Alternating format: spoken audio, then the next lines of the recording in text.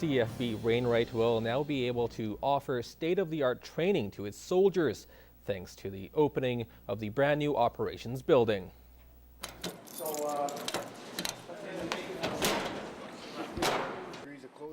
The Canadian Maneuver Training Centre opened its doors to the media and the public yesterday for the grand opening of the new Operations Group building. A lot of our buildings were built in the 40s or the 50s, and they're well beyond their useful lifespan.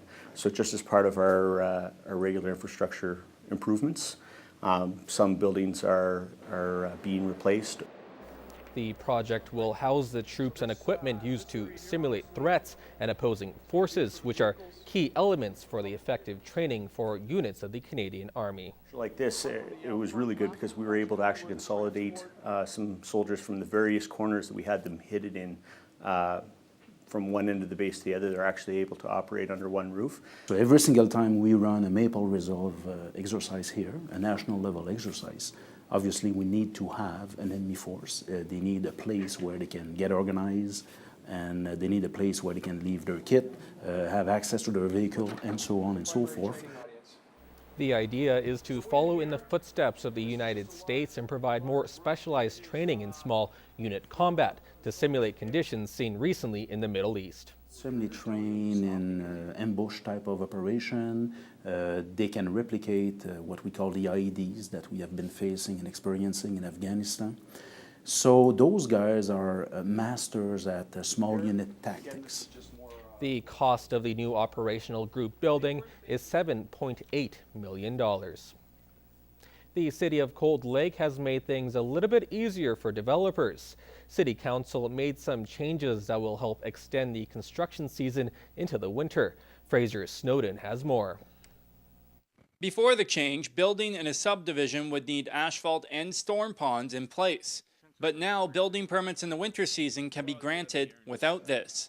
The Urban Development Institute of Cold Lake says this problem had a big impact on development. So if we have to wait for asphalt, we could potentially be stopped in October. If winter comes by October, then we're shut down until we can get pavement, which wouldn't be till following May or June. The city has a very strong demand for housing, and Meisey says they can hardly keep up.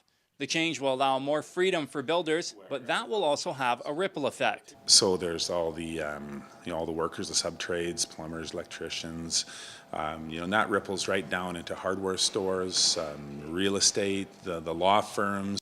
General Manager of Planning and Development with the city, Doug Parrish, says it's taken more than 2 years to figure out different ways the city could help speed up the building process.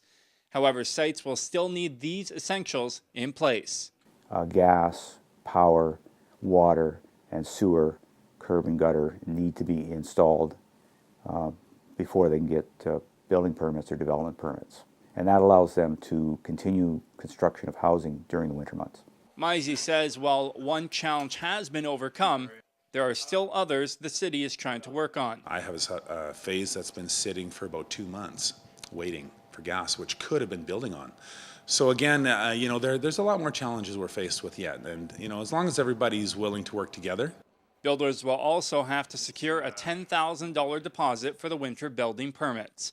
In Cold Lake, Fraser Snowden, Newcap News. Hockey Day in Canada celebrations in Lloydminster are getting closer, and organizers have been busy adding the final touches to the upcoming game. Today, it was a chance for local artists to shine as they revealed 5 hockey-inspired works that will be shown around the community as we lead up to the special event.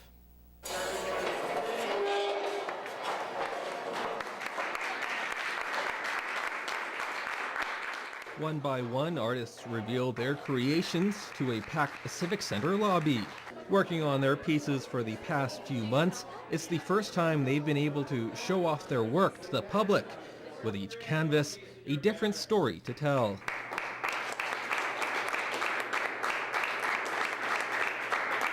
Graham Flett has been living in the Lloydminster area for the last 8 years and has been involved with the local art scene since then.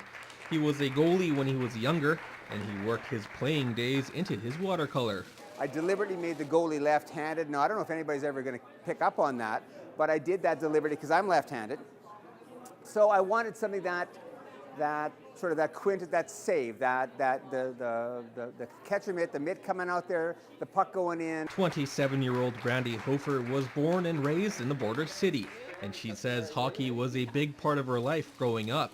That was the inspiration behind her oil on glass painting. Growing up with everyone going to Bud Miller and going on the pond and the sights and the smells and like your toes freezing at night because you played so long and seeing your breath in the air. Hofer and Flett were just one of 5 artists chosen to have their works shown off during Hockey Day in Canada. We have a little community of artists and we all keep in touch, so it was kind of a given to be part of the whole thing because, you know, this day wouldn't be the same without the arts. I've had a connection with artists through a few other things, and I thought these would best represent our community. McLaughlin says these artworks will not only play a big part when Hockey Day in Canada makes it to Lloydminster, but the pieces are important to the city as a whole. Art really does define us as a culture. If you look at anything, there's art involved in it. And while Flett admits he hasn't fully realized what he's gotten himself into, he's happy for what it means to the community. I know it's very exciting, and I'm just going to enjoy being a part of that and be very grateful that I was able to contribute to this. And I know it's going to be an amazing success. I just have no idea how big it's going to go. And it won't take long until you can finally see these pieces out in the open. They'll be around the city at various venues up until Hockey Day in Canada in January. With the Grey Cup Championship game just 2 days away, it's not only businesses in the border city preparing for the big day. Elementary school students celebrated Rider Pride, cheering on their home team as they prepare for their game against the Hamilton Tiger Cats.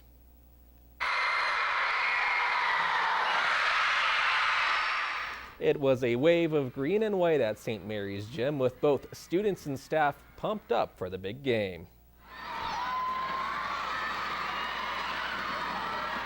This is probably one of the strongest supports we've ever had. The kids are just absolutely super excited about the whole idea. They just love the idea of competition.